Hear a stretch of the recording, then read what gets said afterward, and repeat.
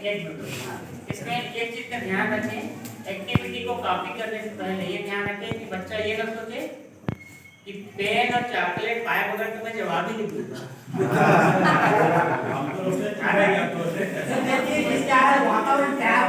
बच्चों को उस ओर उसकी दिशा अग्रेसित करनी है। जैसे मेरे साथियों ने ये बताया खेल एवं प्रश्नोत्तरी, उसी के बेसिस पे ये कार्ड्स का प्ले कार्ड करने का एक गेम है जिसपे बच्चे खुद आके कार्ड उठाएंगे और उसमें जो है वो आके करेंगे। एकदम सिंपल क्वेश्चन देना है, ये नहीं देना है कि लोग पूरा खदान का प्रश्न उठा के दे दीजिए तो इसको सॉल्व करके दिखाओ कि बच्चे डरे ना। अगर एक भी कार्ड इसमें से स्टार्ट करते हैं वो लोग खेलना तो दूसरा ऑटोमेटिकली दूसरा बच्चा आने लग जाता है। जो कुछ भी नहीं जानता वो भी खुश होता है कि मेरे को आके इसको उठाना है और मैडम को देना है। तो मैं यहाँ पे डाल रही हूँ, मैं आदरणीय रेडियो मैडम को आमंत्रित करती हूँ कि आज हमारे लिए वो एक बच्ची बन के एक उठाना तो मन लगाते नहीं बड़ा बड़ा कार्ड दिखाते पहले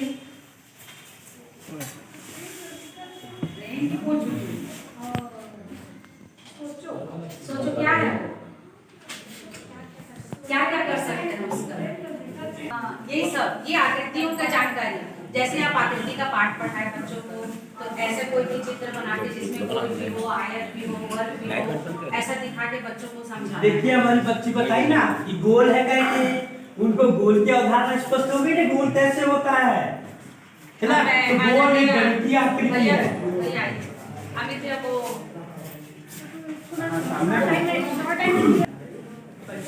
एक के बाद 3, 3 के बाद 5, 5 के बाद 7 के बाद 9, संकुल बिरहनी 13, फिर 15। सामने से उत्तर आएगा, एक बार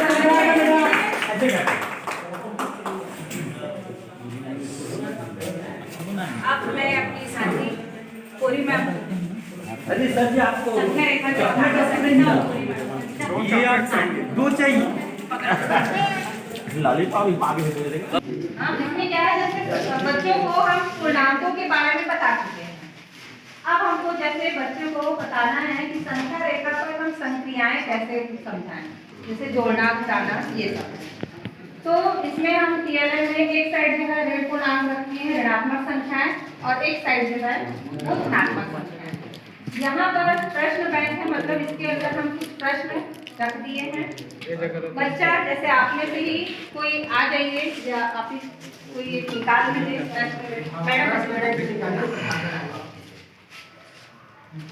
प्रश्न बैंक में छोटे छोटे कटिंग डालना है। जैसे ये दिखा रहे हैं, अब मैं पूछ रही हूँ ऋण में है कि धन में है। बच्चा उस चीज को समझ चुका है, ऋण और धन। बताइए आप फिर ऋण में समझ चुका भी है और यहाँ ऋणात्मक संख्या में लिखा भी होगा ऋणात्मक संख्या भी है। अब वो कार में बैठ के हो जाएगा। अब वो कार में बैठा है बच्चा, अब उसको हम बोल रहे हैं ऋण 2 पर पहले पहुंचे, अभी ये 0 में अब ये ऋण 2 में चलो। कहाँ पर है ऋण 2, कहाँ लिखा हुआ है ये। इसके बाद अगला क्या लिखा हुआ है, ऋण 3 लिखा है। जो ऋण है तो ऋण की साइड हम बता चुके हैं कि उस साइड जो है ऋणात्मक संख्या है और इस साइड जो है धनात्मक संख्या। तो ऋण 3 मतलब 3 कदम हमको चलना है ऋणात्मक संख्या की ओर। चलो कहाँ पहुंच गया बेटा, आपकी कार कहाँ पहुंची है, ऋण 5। तो ऋण 5 इसका बच्चे के लिए ताली बजाइए। बच्चे एक बच्चा कोई और आ जाए, एक और प्रश्न निकालिए।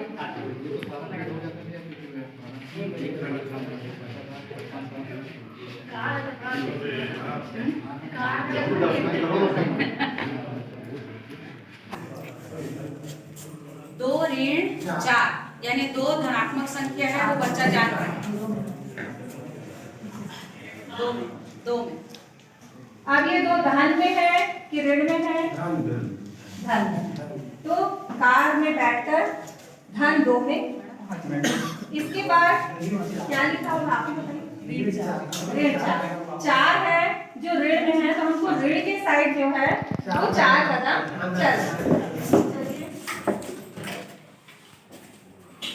कहाँ पहुँच गए बेटा? इससे स्पष्ट ये होता है कि आज बच्चे के दिमाग में ये बात आती है कि जब हमको ऋण की ओर चलना है तो हम शून्य से विपरीत दिशा की ओर चलते हैं, और जब धनात्मक दिशा की बात आती है तो शून्य से हम दाहिने की तरफ चलते हैं।